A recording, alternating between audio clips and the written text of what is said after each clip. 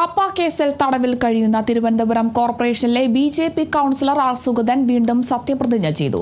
Viyyur central ജയിലിലായിരുന്നു സത്യപ്രതിജ്ഞ. Mayor V.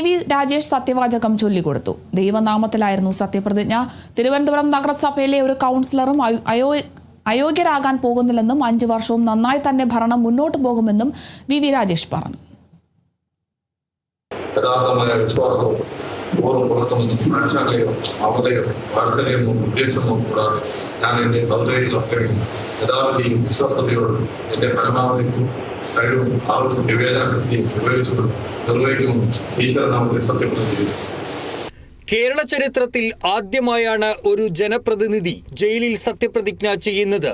Viyyur ജയിലിലെ library ഹാളിൽ നടന്ന ചടങ്ങിൽ Thiruvananthapuram corporation mayor V. Rajesh സത്യവാചകം ചൊല്ലിക്കൊടുത്തു.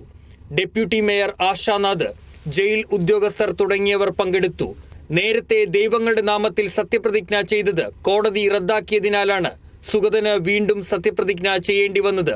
ഇതിനിടെ കാപ്പ കേസിൽ ജയിലിലുമായി സത്യപ്രതിജ്ഞ ചെയ്യാൻ ജാമ്യം തേടി ഹൈക്കോടതിയെ സമീപിച്ചപ്പോഴാണ് ജയിലിൽ സത്യപ്രതിജ്ഞ നടത്താൻ കോടതി അനുമതി നൽകിയത്.